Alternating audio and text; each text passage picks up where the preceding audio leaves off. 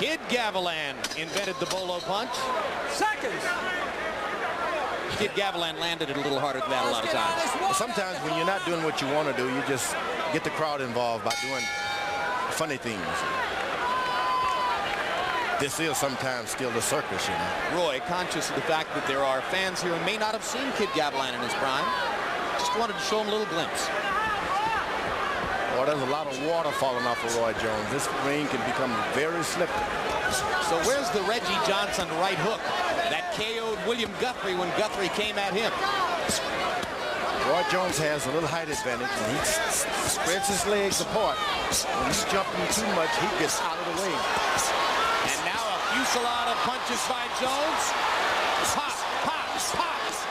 Johnson ducking and slipping, fires a right hand.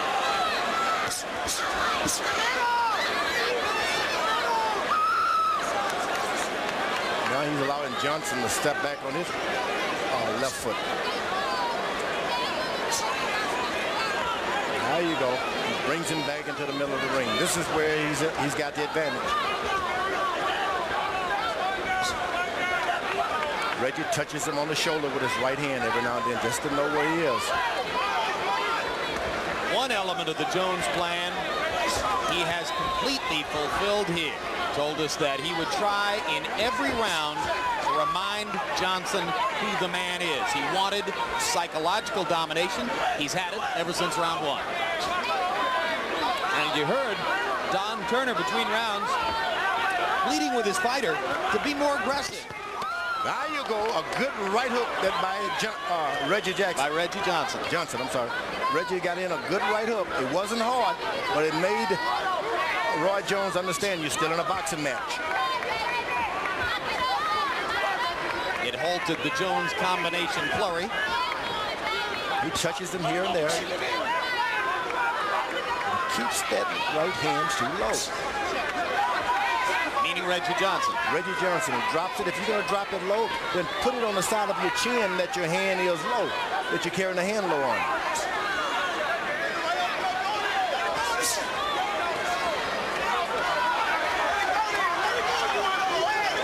Roy Jones has succeeded in allowing Reggie to get some confidence in the latter round. That's something he shouldn't. Well, in this round also. Yeah. Oh, his confidence would never wane. He got up from the floor. Didn't run and hide.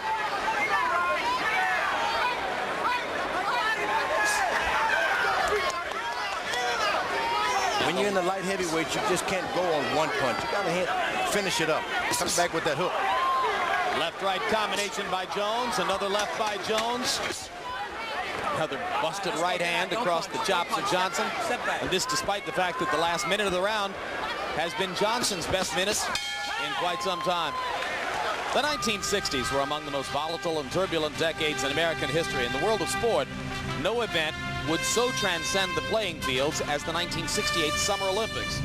In August, Sports of the 20th Century presents Fists of Freedom, a documentary which looks back at the origin, the individuals, and the after effects of the moment when African-American athletes changed the face of sports forever. You gotta get closer and let your hands go, man. Do you understand? You were in Mexico City when you gotta get close and throw combinations, man. Tommy Smith and John Carlos held their fists up on the victory stand. I was there. How aware were you of their actions, and how did it affect you? It affected the Olympic teams more than anything.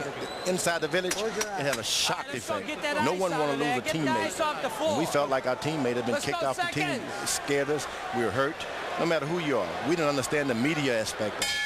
Did it influence your decision to wave little American flags after you won your gold medal, or was that something you would have done anyway?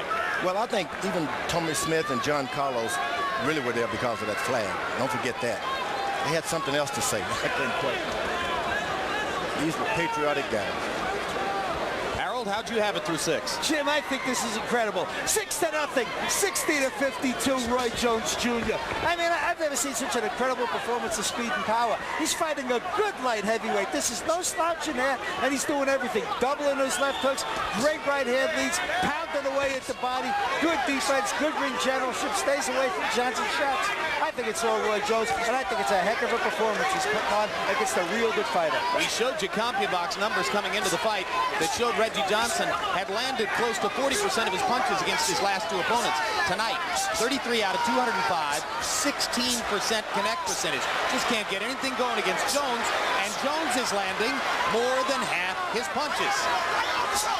Jones is starting to use the left jab at the beginning of the round. He jab, double jab, and things of that nature also. Just doesn't have the confidence once he gets the guy on the ring, on the ropes. Yeah. Seem to want to pull him back off every time. Now, if you're Reggie, you exploit that. Do what you're going to do and go back to the ropes. Reggie Johnson with a hard right hand to the body. Jones pops and moves. Reggie is going to the body, but it's not about wearing the body down. He's trying to load this guy into a hard, straight left hand.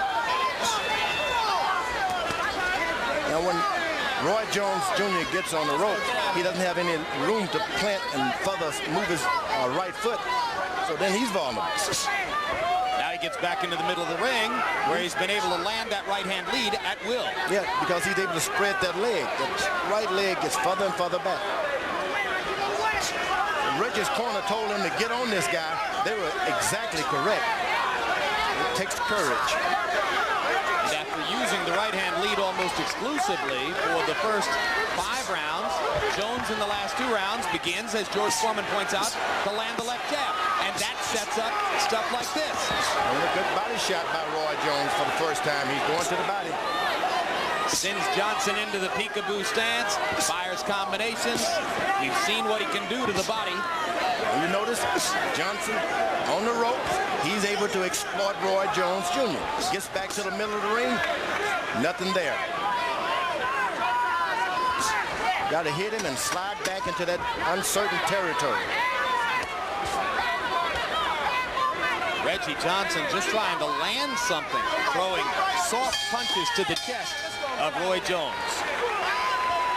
Oh, don't put so much raw on him. It's getting dangerous out here, We'll get it up. It's getting dangerous, but out here it's getting dangerous. One here, bro. Go ahead, shoot. All of them here. All right. Leaning to his Man at the back. leaning to his left. You go southpaw, you might be able to get a hook in. He leaning over to the left a lot.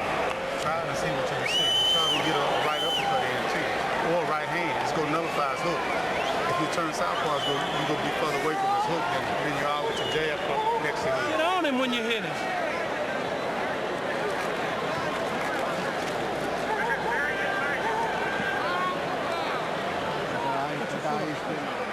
And another look at Roy Jones's combination punching ability as Reggie Johnson comes back with some stuff to the body.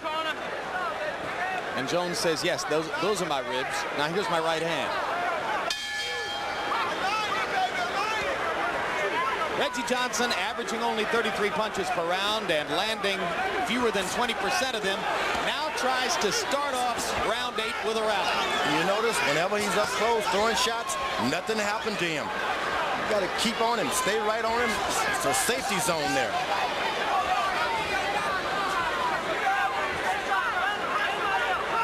You get a corner man, you get coaches, you're supposed to study the films, find out your safety zones, find out your power shots, what can happen in what spot of the gym. You don't follow a guy everywhere.